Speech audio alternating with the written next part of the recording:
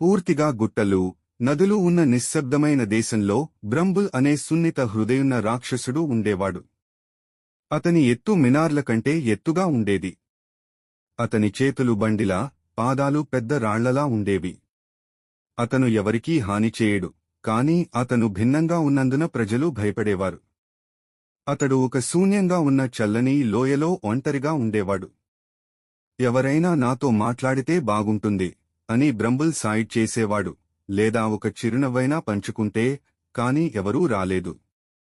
ఒక శీతాకాల ఉదయం బ్రంబుల్ మంచులో ఒక చిన్న పిట్ట విరిగిన రెక్కతో పడుకుని ఉండడం చూశాడు. అతను దానిని గమనించి నెమ్మదిగా తన పెద్ద చేతిలో తీసుకున్నాడు. ఒక చెట్టు లోపల చిన్న గూడు నిర్మించి ఆ పిట్టను శీతాకాలం పొడవునా చూసుకున్నాడు. ప్రతిరోజూ పాటలు పాడుతూ గింజలు తెచ్చి వేడిమిని ఇచ్చేవాడు. వసంతం వచ్చేసరికి పిట్ట రెక్క కోలుకుంది. పోగొట్టే ముందు అది మధురంగా చిలుకి బ్రంబుల్ చేతిలో ఒక చిన్న గింజను వేసింది. బ్రంబుల్ ఆ గింజను తన వెలితి లోయ మధ్య నాటాడు. నీళ్లు పోశాడు. పాటలు పాడాడు. చల్లని రాత్రులలో దానిని కాపాడాడు. నెమ్మదిగా, చాలా నెమ్మదిగా ఒక మొలక వచ్చింది. సంవత్సరాలు గడిచాయి.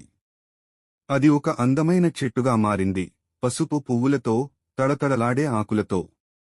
జంతువులు రావడం ప్రారంభించాయి. పిట్టలు గూళ్లు కట్టాయి. తేనెటీగలు గుంజాయి. చాలా సంవత్సరాల తరువాత బ్రంబుల్ చిరునవ్వు చిందించాడు. బ్రంబుల్ మరిన్ని గింజలు నాటడం మొదలుపెట్టాడు. కొన్ని అతనికి దొరికాయి. కొన్ని పిట్టలు ఇచ్చాయి. కొన్ని అతను తన చెట్ల నుండి సేకరించాడు. వాడు చెట్ల తూములు, పండ్ల తోటలు, రంగుల కొండలను సృష్టించాడు. అతని లోయ ఒకప్పుడు పాడైన ప్రదేశంగా ఉండేది, ఇప్పుడు ఒక పచ్చదనం నిండిన స్వర్గధామంలా మారింది. కాని ఇప్పటికీ ఎవరూ రాలేదు. ఒక వేసవి కాలంలో వర్షం పడలేదు. ఆకులు మాడిపోయాయి. వాగులు ఎండిపోయాయి. జంతువులు వెళ్ళిపోయాయి. బ్రంబుల్ పెద్ద గాళీలతో నీరు తెచ్చాడు, కాని అది సరిపోలేదు. వాడు ఏడ్చాడు. అతని కన్నీళ్లు చెట్ల వేళ్లను తడిపాయి, కాని చెట్లు బలహీనంగా మారాయి. నిరాశతో అతను ఎత్తైన కొండపైకి ఎక్కి ఆకాశాన్ని చూచి అరిచాడు, దయచేసి నా అడవిని కాపాడండి. కాని మేఘాలు మౌనంగా ఉన్నాయి. ఒకరోజు పక్కనున్న గ్రామం నుంచి కొంతమంది పిల్లలు లోయలోకి వచ్చారు. వారు ఇంత అందమైన చెట్లు, పూలు, ధ్వనులు ఎప్పుడూ చూడలేదు.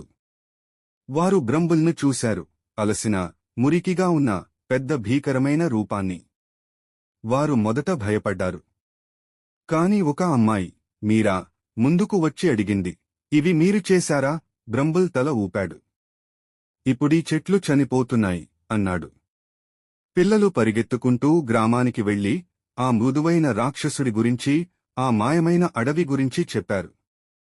తరువాత గ్రామస్థులు వచ్చారు, ఆయుధాలతో కాదు, నీరు, పనిముట్లు, గింజలతో. వారు కొత్త బావులు తవ్వారు, చెరువులు నిర్మించారు, మరియు దగ్గర నదిని చేరే ఛానెళ్లు తవ్వారు. బ్రంబుల్ చాలా కాలం తర్వాత ఆహ్లాదంగా నవ్వాడు. వారు అతనిని పంట పండుగకు ఆహ్వానించారు. అతను పెద్ద అడుగులతో నాట్యం చేశాడు, నక్షత్రాల కింద కథలు చెప్పాడు. సంవత్సరాలు గడిచాయి. ఆ లోయ, దయ అడవి గా ప్రసిద్ధి చెందింది. బ్రంబుల్ ఇక ఒంటరిగా ఉండలేదు. పిల్లలు అతని భుజాలపై ఆడారు. కళాకారులు చెట్ల నీడలో చిత్రాలు వేశారు. ప్రపంచం నలుమూలల నుంచి ప్రజలు ప్రేమతో నిండిన ఈ అడవిని చూడవచ్చారు. ఆదిగా నిలిచిన మొదటి చెట్టు వద్ద ఒక బోర్డు ఉండేది, ఒక చిన్న మంచి పని ఒక పెద్ద అడవి అయ్యే శక్తి కలిగి ఉంటుంది. కథ యొక్క నైతికత: చిన్న చిన్న మంచి పనులు ఎంతో అందంగా వికసించి అనేక మందిని ప్రభావితం చేయగలవు.